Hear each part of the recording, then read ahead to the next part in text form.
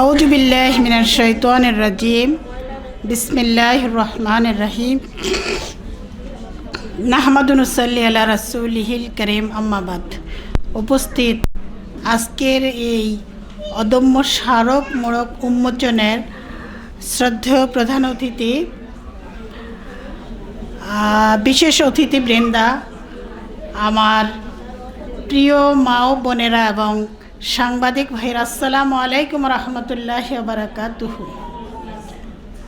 জুলাই আসলে একটা বিপ্লব, একটা দ্রোহ। যে বিপ্লব ন্যায়কে ছিনিয়ে এনেছে, যে বিপ্লব বাংলাদেশি ইতিহাস রচিত হয়েছে, যে বিপ্লব বিশ্বের বুকে আমাদের অদম্য ছাত্রদেরকে তুলে ধরেছে। প্রিয় বোনেরা, তরুণ আসলে কি না পারে, যেটা জুলাই আমাদেরকে দেখিয়ে দিয়েছে। প্রত্যেকটা বিপ্লব, প্রত্যেকটা আন্দোলনে আমরা দেখেছি তরুণরাই প্রথম জেগে উঠেছে। আমরা 52-এর ভাষা আন্দোলন দেখেছি, 69-এর আন্দোলন দেখেছি, 71-এর স্বাধীনতা আন্দোলন দেখেছি, 90-এর গণ আন্দোলন এবং এই জুলাইয়ের 24শে জুলাই আন্দোলন। তরুণরা মাঠে নেমে এসেছে। তারা মৃত্যুকে ভয় করে না, তারা জীবনকে বাজি রেখে তাদের দাবি আদায়ের জন্য সোচ্চার হয়েছিল এবং সেই দাবিকে প্রতিষ্ঠিত করার জন্য আমরা দেখেছি আপামর জনগণ বাংলা নেমে এসেছে। কৃষক, শ্রমিক, শিক্ষক, ডাক্তার, ইঞ্জিনিয়ার এবং সব পেশার নারীরা পর্যন্ত নেমেছে। ছোট্ট ছোট্ট বাচ্চারাও পর্যন্ত নেমে এসেছে। আমরা বিভিন্ন প্রতিবেদনে দেখেছি মারা নিষেধ করেছে, 6 বছরের বাচ্চা নেমে এসেছে। কেন?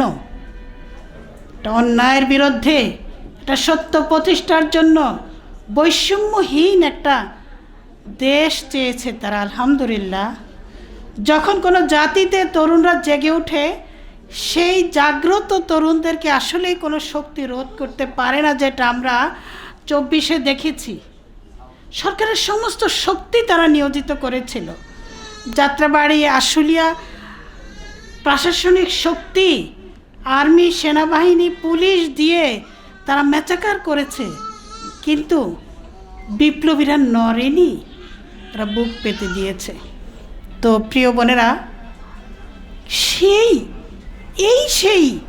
ইতিহাসকে এখনই মুছে দেয়া হচ্ছে। আমরা সেদিন জাদুঘর উদ্বোধনে দেখলাম শহীদ আবু সাইদ নাই, স্বয়ং প্রেসিডেন্ট হতবাক হয়ে গেলেন। তার মানে ইতিহাস কত দ্রুত মুছে ফেলছে। তো সেই ইতিহাস সংরক্ষণের জন্যই আমাদের এই অদম্য স্মারক। এইভাবে যত আমরা লিখনি দিয়ে, যত আমরা ইতিহাসকে সত্য দিয়ে প্রতিষ্ঠিত করতে পারবো, ইতিহাসকে কেউ ঢাকতে পারবে না। প্রিয় বোনেরা, আমরা অদম্য স্মারকের সাফল্য কামনা করি এবং এই স্মারক সবার হাতে হাতে পৌঁছিয়ে ইতিহাসকে কিছুটা হলেও যেন আমরা সংরক্ষণ করতে পারি, সেই চেষ্টা আমাদের অব্যাহত থাকবে।